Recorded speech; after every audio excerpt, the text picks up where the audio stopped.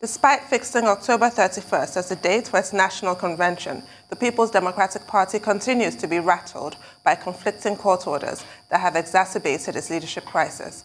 At the heart of the imbroglio is the chairmanship post of Nigeria's main opposition party and ultimately its presidential zoning ahead of the 2023 elections.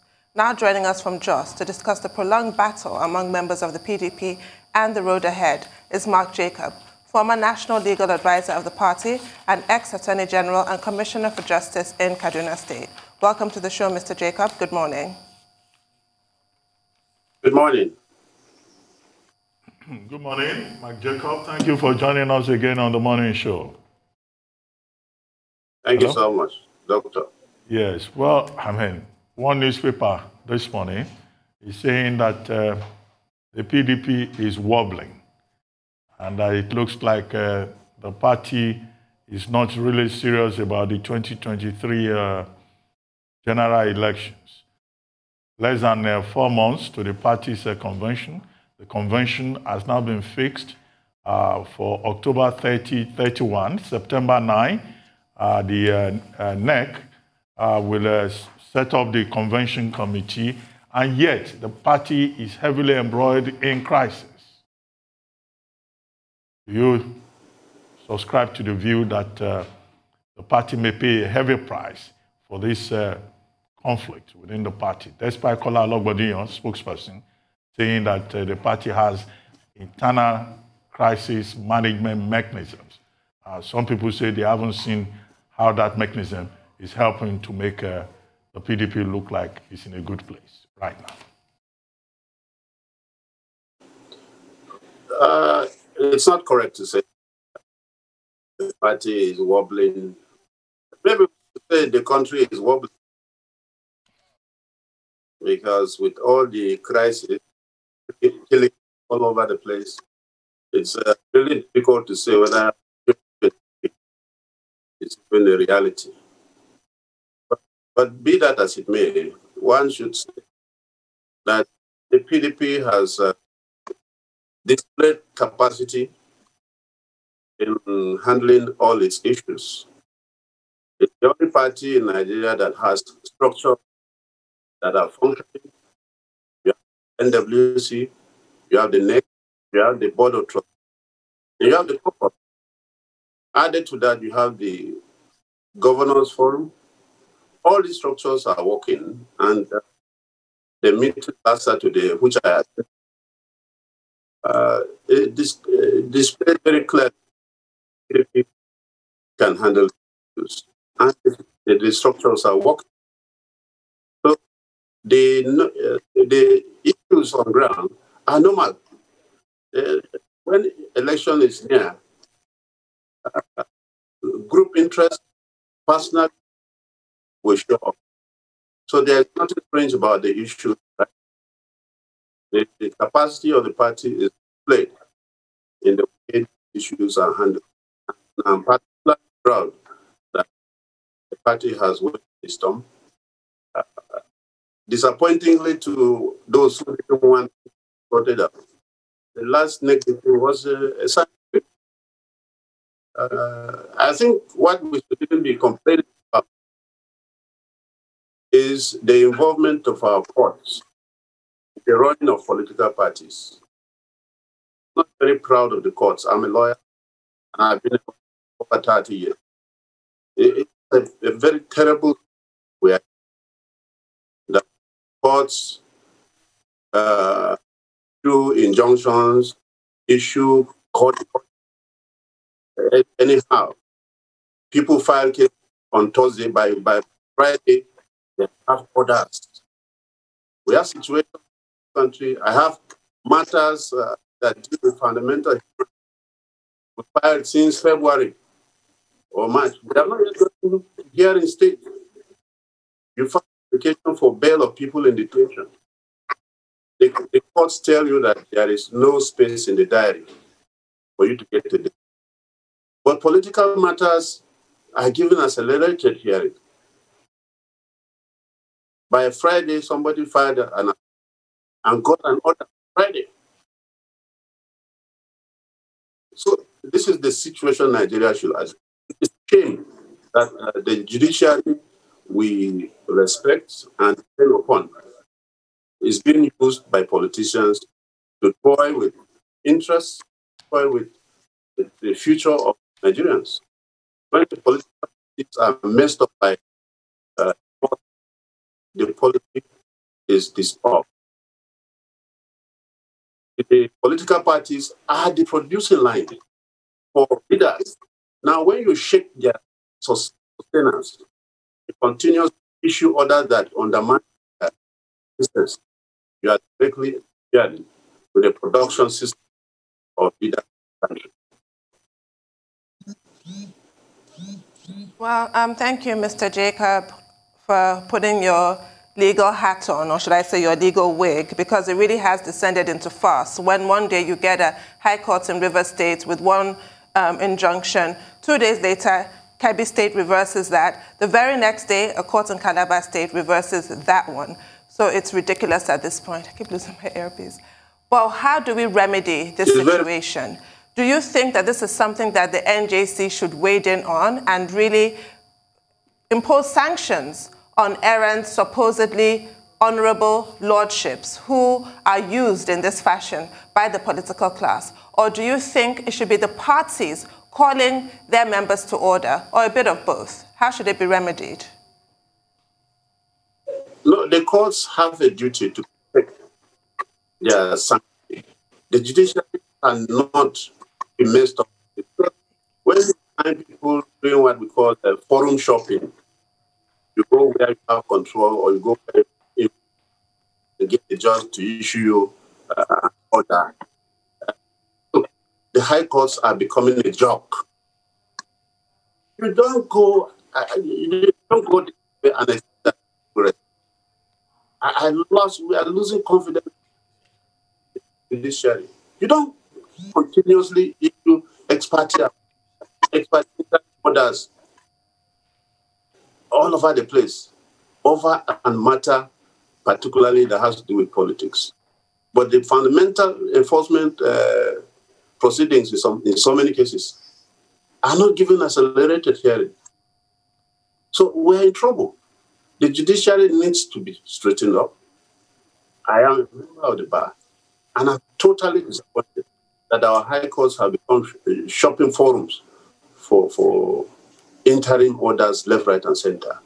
It's a shame.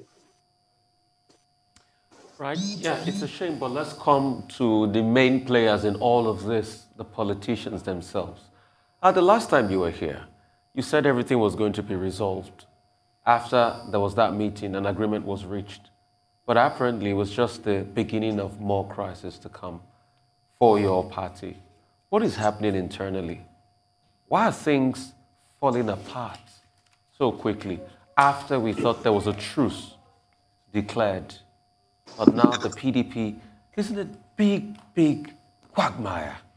And a lot of people are looking at, is this the party that is going to pose an opposition to the APC in 2023? There is really very little problem because if you were at the meeting, or your correspondent would have shown you that the meeting was well attended. Virtually all the contending parties were in attendance. And everybody agreed that we cannot fail Nigerians by continuing in these internal wranglings that carry no good for anybody. And I am very happy that everybody in that meeting spoke well and pledged loyalty to the sustenance of the party. And there is no outstanding issue. All the court orders have been taken care of. And I can assure you, by the 9th of September, the NEC meeting will approve the names of persons that will navigate the process of the convention, discuss and look at the issues of zoning, look at the issues of who will conduct the elections. And so, and as usual, everybody will be given a free level playing ground. And the PDP has always ensured or enjoyed this kind of atmosphere. This is not the first time we are having wranglings when the elections are near. It's normal. Very, very normal. Well, will you also consider the defections that the party continues to experience part of what you have described as normal? The latest person to jump ship is Senator Stella Odua from Anambra, and she says she wants to change the narrative in her own constituency moving towards 2023. And you know, each person that leaves doesn't just live alone. She lives with, maybe a whole constituency. In June, it was Senator Peter Nwabuchi who left the PDP to the APC. And there are probably likely to be more people who will leave the PDP. Is this normal or something that the party wants really to do something about? The process or the... Okay, Mr. Jacob, maybe you just hold on. Let's go on a quick break, and maybe we'll use that opportunity to sort out the audio connection. Stay with us. We'll be right back.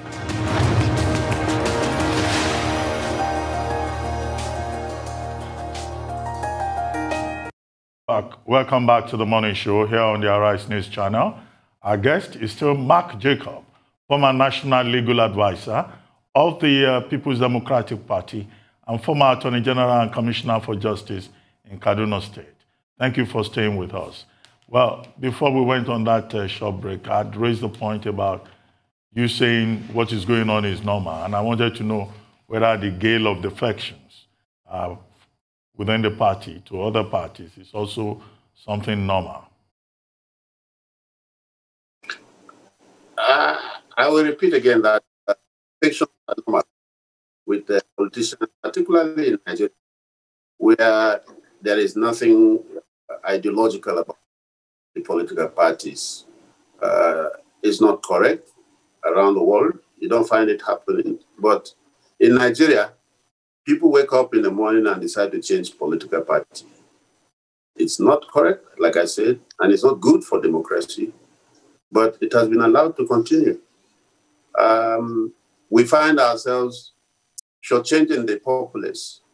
People voted you into office by virtue of your political party. Then you unilaterally just wake up and say you are no longer in that political party. The laws of Nigeria, the Electoral Act, indicate that you cannot contest election unless you belong to a political party. Now, and the Supreme Court, even in the cases that have passed, has shown that it is the political party that contests election. So if you come under a political party and you win an election, you have a contract with the people who voted you. The moment you defect, you have breached the terms of that contract. But probably we need to go and test this in the courts. And I'm happy someone has advised the political party to challenge the defection of people who have voted on the flag of the PDP particularly, that have decided to jump ship, whether they can still hold on to what belongs to the political party. This has not been tested, and I think it should be tested in our courts. As to whether it shows there is a problem, no, because most of these people are doing this thing, these defections, out of personal interest. And some, we know why. Some have issues that they need to settle. Some have issues that they are being blackmailed about. And so you remember the former national chairman of the APC said it, that if you come into the APC, all your sins will be forgiven you. So we will not be surprised if so many people decide to defect so that their sins could be forgiven them. There are records that indicate and suggest that that is what is happening, without reference to any specific person. But we do know that there are people who have issues to settle. And it won't be too far-fetched if we conclude that they are defecting because they want some soft landing in some issues.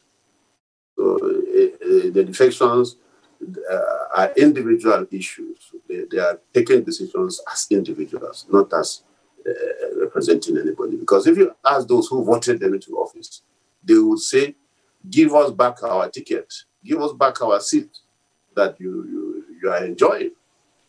And as has been advised, we are going to test this in court.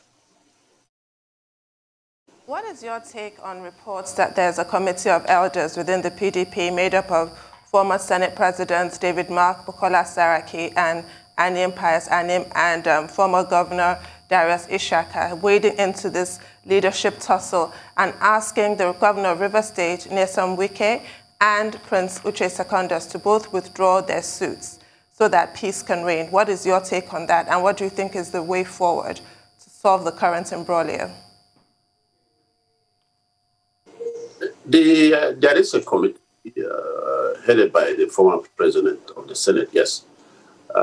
They are behind the door approach to all these issues. But the superior organ of the PDP, which is NEC, has the final say in all these matters. And whether people agree to withdraw their cases or not, this NEC can take decisions that will be binding on everybody. And that is what happened last Saturday. Whether people understand the situation and sheath their swords is something else. But like I have kept on saying, the structures of the PDP can take care of all these issues. And no single person is bigger than the PDP or the party. And their interests, no matter how big or small, will be contained. No excess from an individual can override the interests of the party and the powers of the NEC, which sat on Saturday and will sit again on the 9th. Right. So, I mean, in all of this, can we sort of like look into the future? Is there the possibility of any convention soon? Because I thought that was the initial agreement that, okay, at a convention, probably people might show their differences with the chairman, Uche Secondus. I thought the House agreed to leave him till a convention and take him out. And the convention was set for December. Now we've pushed the convention forward. It's been pushed forward to 31st of October. Then we are seeing court orders here and there, and the fight rages on. So are we sure there's going to be a convention on the 31st of October itself in the PDP? Yes, there will be a convention. Are you sure? Are you sure another drama will not happen between now and then? The court orders actually cancel each other. You go and get and shop for an order for that court. Another person goes to KBA and gets another one. Another person goes to Calabar and obtains another order. And all these orders, as if you see them, they are crossing each other. This one is canceling this one. And they're all courts of coordinate jurisdiction. They're all high courts. So, just like INEC will tell you sometimes, when they have several court orders from the same court, they take a decision. And NEC is superior to all these people. All those people that are shopping for these orders, NEC is superior to them. And their actions cannot stay the hand of the NEC. And the party will hold its convention by the grace of God. And we hope to see how those people will pan out. Because, as you are aware, all these issues revolve around 2023 and the interests of individuals. Everybody will be accommodated.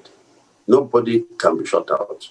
But nobody, again, no single individual, again, can be superior to the organs of the party. It's not going to happen in the PDP. Other parties, yes, they can allow one man to sit in his bedroom and dictate. But the PDP has structures that will not allow that to happen. And we respect the structures of the party.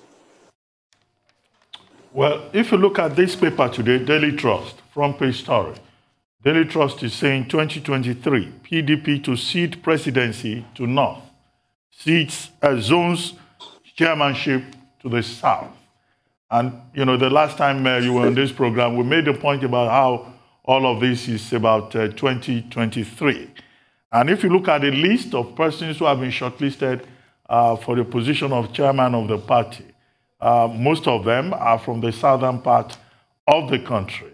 Is there some truth to this report that the PDP has already more or less taken a position that the chairman of the party will come from the south and the presidential candidate will come from the north. In fact, that story goes a bit further to say that if Prince Uche Secondus refuses to stand down, the convention on October 30 and 31 will still go ahead, and then the party will use internal party mechanism to make sure that, when it is December, he will still leave. So is this all about get Secondus out by any means possible?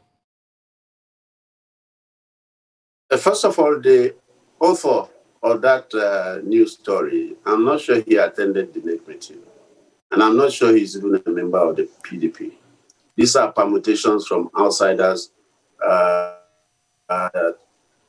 textbook politicians who sit down and do oracle guesswork and begin to print.